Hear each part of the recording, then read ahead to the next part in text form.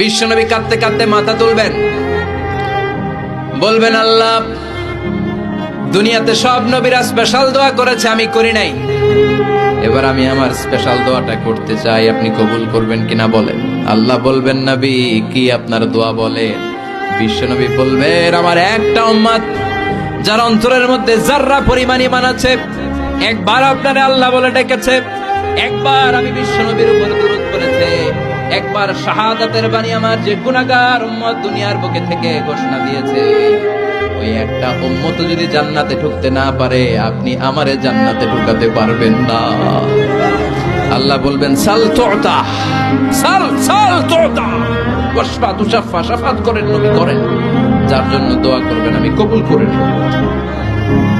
দুনিয়াতে বিশ্বনবী কম কষ্ট সহ্য করে নাই। 3 বছর শিয়াবে আবি তালেবে জেল খেটেছে। কয় বছর?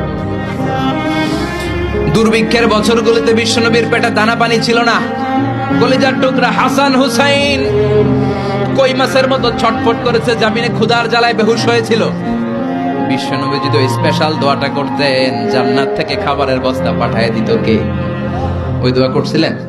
জেলখানায় আল্লাহরে বলছিলেন, আল্লাহ স্পেশাল দোয়া করলাম, জেল থেকে মুক্ত করে দেন, করছিলেন? যুদ্ধের ময়দানে নিজের দাঁত ভেঙেছে, উহুদের ময়দান সাক্ষী, বিশ্বনবীর মুবারক রক্তে উহুদের ময়দান রঞ্জিত হয়েছে। সেদিনও বিশ্বনবী ওই দোয়াটা করে নাই। চিল্লায় বলেন ঠিক কি না?